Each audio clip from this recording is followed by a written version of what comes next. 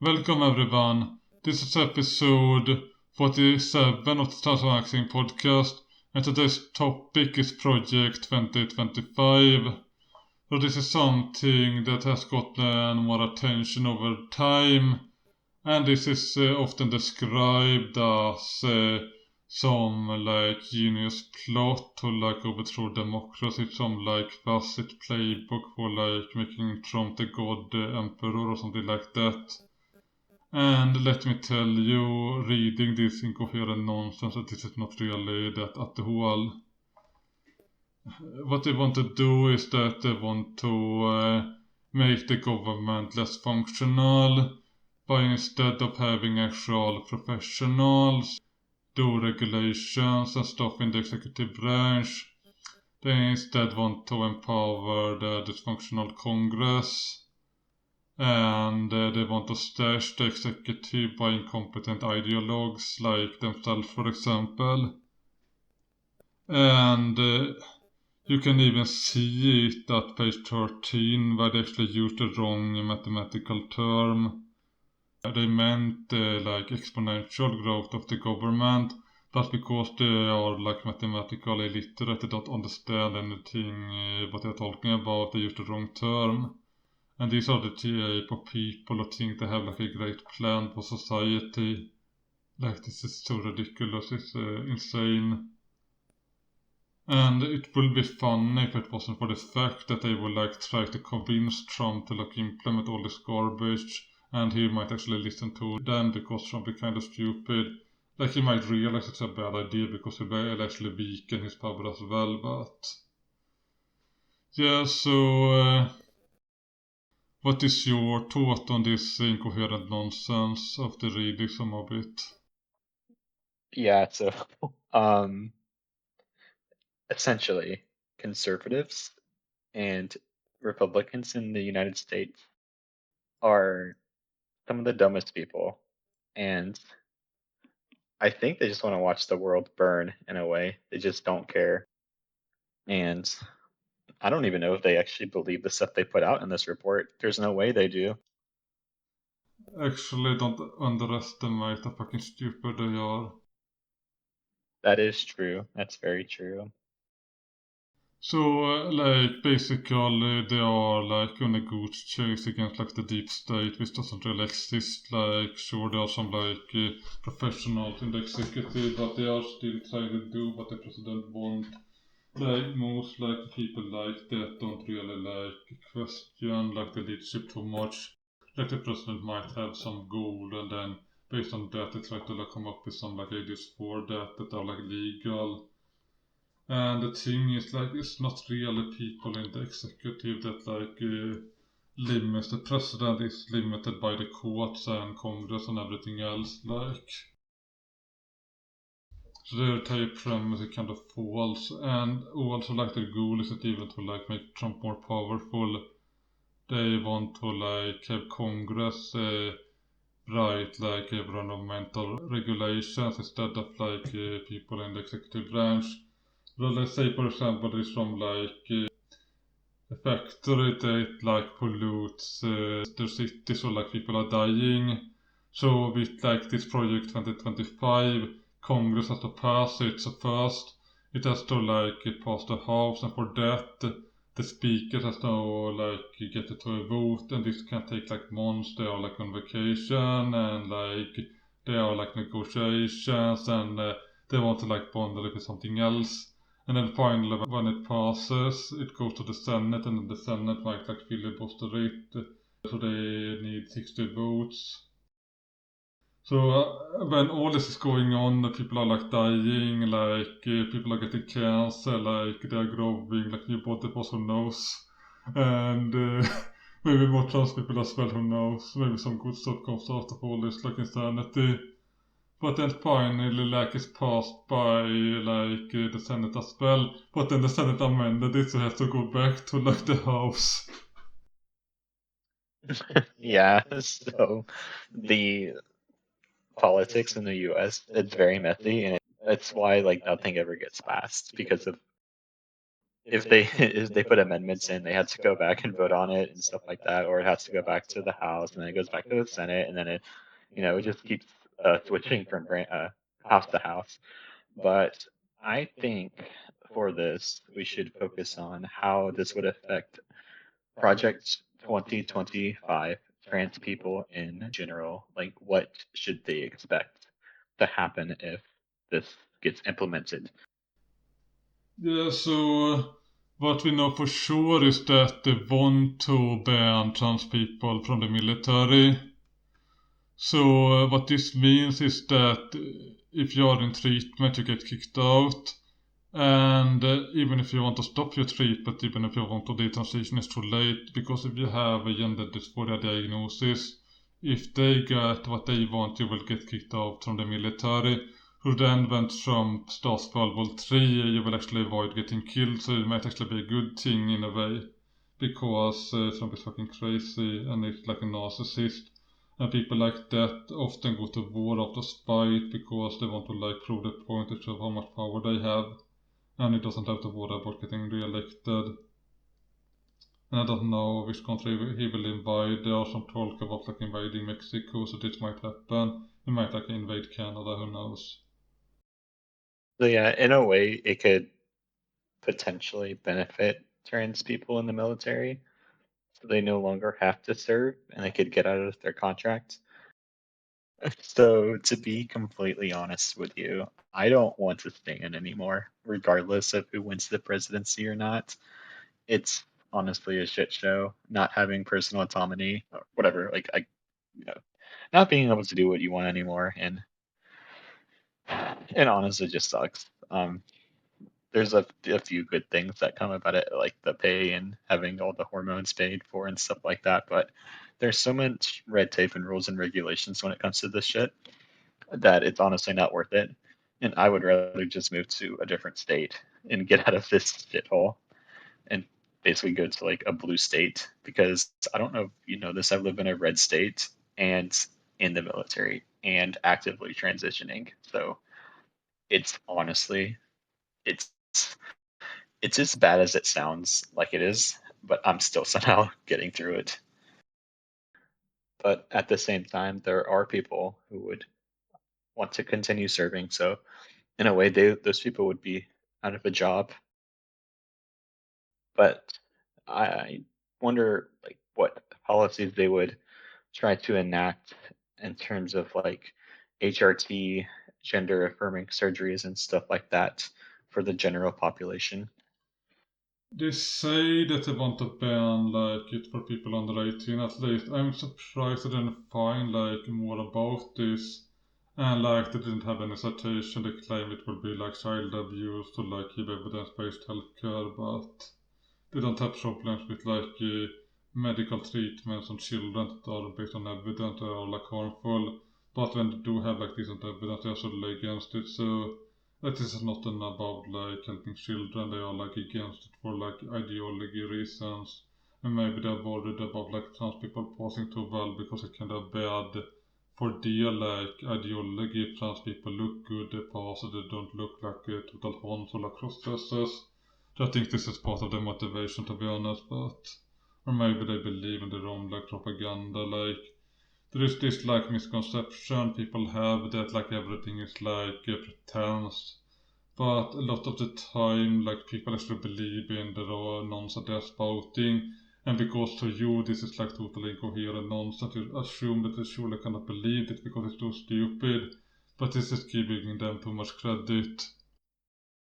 Yeah, and I don't think they could actually really ban gender affirming healthcare for anyone over the age of 18, because at that point you're a full on adult and you can do whatever you want. So in a way, these people would have to like treat testosterone and estrogen in the same class as drugs as like a federally controlled substance like marijuana, or like those really hard drugs like fentanyl and stuff like that, which is not going to be able to happen. I don't think the FDA would ever budge on that. And I because mean, there's normal people that take these hormones too that no longer produce testosterone or estrogen, so they have to take it synthetically.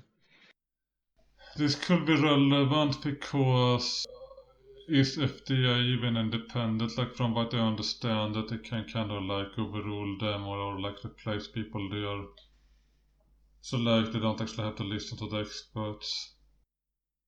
I know. I think that's what we talked about before, and all like with them putting in incompetent people in these administrations, like the FDA and EPA and stuff like that. It could potentially happen where they have these people in charge of these, executive parts of the government, and they just come up with the dumbest rules and dumbest regulations ever. But I think, I guess, for the general public of trans people, like not in the military or like not serving in like the federal government and roles where you would, like be under these laws. I think for most normal people, it probably won't affect them too much. I think they're more likely to be affected by their own state politics, like states like Florida and Idaho and stuff like that, where they have really conservative state legislatures where they're going to try to implement like these bathroom bills and banning like gender affirming healthcare to include hormones and surgeries for people. Yeah, it depends on the Supreme Court as well, because if the Supreme Court rules that they can do that, it's kind of hard for anyone to really fight back at that point. If they also have the president, if otherwise, if there is like a Biden, it will theoretically go against the Supreme Court, which I don't think he will. I don't think actually Trump will really go against the Supreme Court either. He might try to, but the thing is, it feels like they are on his side. So he doesn't really need to go against them for the most part. And the Supreme Court kind of bailed him out, like recently with this immunity bullshit. Yeah, true. He actually did just get kind of saved by them. So I think whatever they would, rule on in the next 4 years, you would kind of have to just abide by that. And of course, like in this document, you are like one insane like policy recommendation after another. So for example, on abortion, they want to ban like all of them without exception. Like I think even if the mother's health is in risk, the like we say the Bible, she was raped by her father, and she was like 11, doesn't matter. She has to carry to term, and then like labor like a baby that isn't even like alive at that point. Like, sure, this is like rare cases, but this will happen. And the thing is, like, media will use that against the conservatives. They will use those like rare cases and like really like attack them. So like, this is not a very savvy document in terms of like political policy, in terms of like getting power. Like, if they actually want to get power and like in democracy, they will have something more appealing to people instead of those like draconian stuff. Yeah, I know abortion's like a really hot topic right now in the United States politics.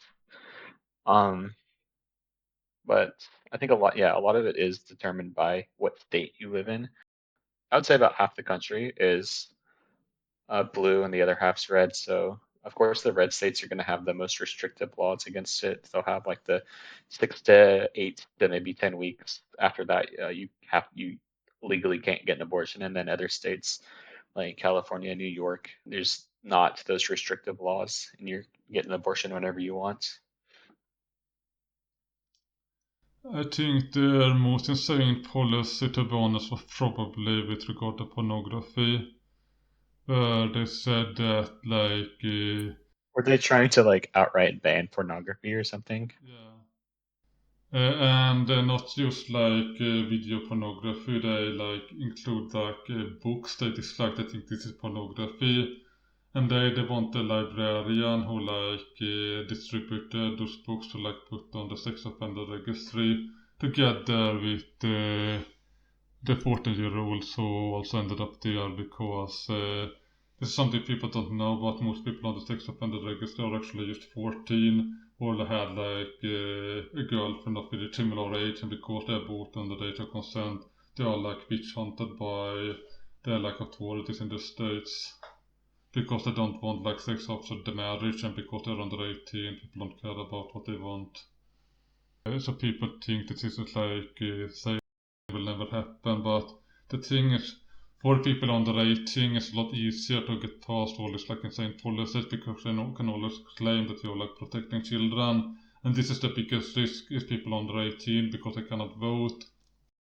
They have lesser ability to defend themselves, and after the parents are controlling as well. This is the people I'm worrying about the most because they're already being subjected to a lot of restrictions and draconian laws regarding a lot of stuff. Yeah, that's actually a good point. I noticed a lot of their policies, like the conservative people, are always like say they're trying to protect the children and stuff like that, and we have to protect the kids when it comes to these laws. I don't know. I think it's really stupid for them to keep making stuff on stuff that people can't even vote on themselves. Like, how are you gonna come up with a law that affects a group of people that can't even vote on it themselves? I mean, this is how it works in most countries and why we have so many cases of like those like harmful laws that like are discriminatory against minors. And often they use like pseudoscience to claim that all their brains are not like fully developed or whatever, but then they have like fucking Joe Biden and Trump running for president are like way less competent than like 90% of all like 16-year-olds. Like you can take a random 16-year-old as president, they will do a better job than fucking Trump. Like 99% of them, like even if it's like conservative 16-year-old, they will still be like smarter and more like mentally capable. But because they are under 18, they are subject to all these restrictions. While people like over 18 even are like total idiots, they can like get guns and everything. And then they use those guns to like move down people at schools and stuff and conservative defend them and say that oh we should not like restrict gun ownership. And they are like against all the gun control. Which is like typical like conservative policy they talk about like protecting children, but it's always against like all the immaterial threats like text they dislike, like images they dislike, like ideology they think is like a danger, like claiming that maybe you can benefit from like HRT. They want to so-called protect children against that. But when it comes to like bullets, people who try to murder them, suddenly they don't want to protect children anymore. Or at least not in a way that is actually effective. Yeah, I was gonna say they're more worried about having like drag queens present stuff than about actual gun violence. Like, I'm sorry, I don't think someone performing a show is more harmful than a kid coming to school with a gun and shooting up the place. It's just not comparable, you know what I mean? And with that said, like in the past 10 years in the United States, like the number of like school shootings and school violence has only increased like every year. There's more shootings and mass shootings and bullshit like that happening. But when it comes down to like gun control and policies like that, that actually can be passed in the Senate, in the House, in Congress essentially. None of them want to have anything to do with it. They're like, oh no, we're not gonna, we can't buck on gun control where it's one position.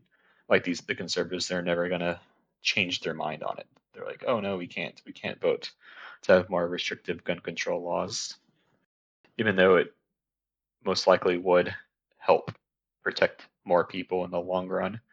Yeah, of course, you need to like do it federally and do it strictly and not make it easy to get a license. And I think the problem is this like notion that you need like a gun to like protect yourself against the government, which is like total bullshit.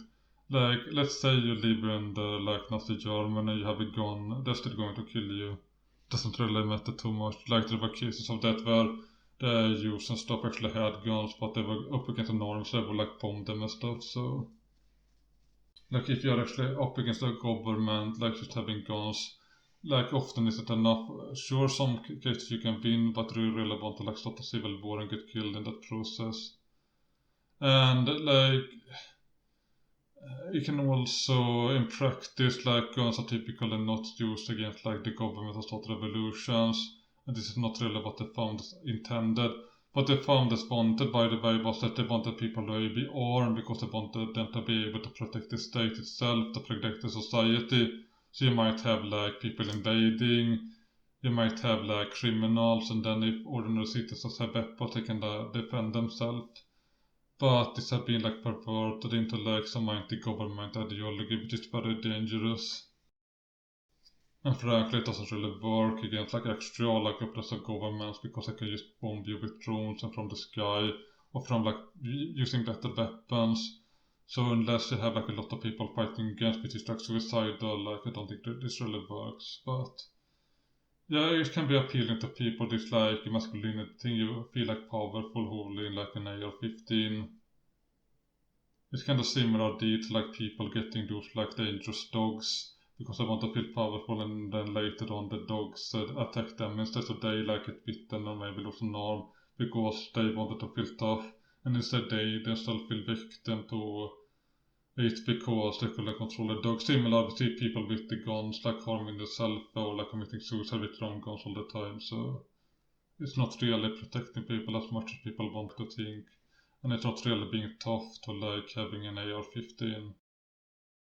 You're really scared and you want to feel secure by having a powerful weapon a lot of the time. Yeah, I think the whole gun control thing comes down to fear mongering. So they'll say like, "Oh, the government's going to take your guns away," or if they take away your gun rights, they're going to come for another right next and stuff like that. So I think that's something that the right side and the conservatives really push is that whole idea of scaring the shit out of people, and that's why they're able to like get these people to vote. Like, oh, I'm gonna vote conservative because we know they'll protect our gun rights, stuff like that. Yeah, I remember Alex Jones used to push heavily that there will be this like super repressive government that will like take people's guns away, and if you don't have the gun you cannot defend yourself against the government who will like put you in a FEMA camp. Like there's this like amazing meme where like Joe Biden put shoulds in like a camp and forced them to transition. I was gonna say, yeah, actually, like we're not even over exaggerating here. The FEMA camp theory was like mainstream at one point for that talking point. But like you said, it doesn't matter nowadays because we have precision weapons and drones where if you are a threat, it doesn't matter how many AR-15s you have, like you're gonna be taken out anyway, if that makes sense. And also, let's not forget that, like, the reason and the whole premise is basically you want mob rule more than anything. Let's say, for example, we had, like, some elite government like China, and they had all the weapons. Honestly, I think that will be better for America because then things could get done. We wouldn't have those, like, fucking mob rule stuff against, like, trans people. So maybe this will actually be better if they did, like, the FEMA camps. To be honest, I'm not even, like, joking now. I think we should do it for real, just to, like, show people it's a good thing.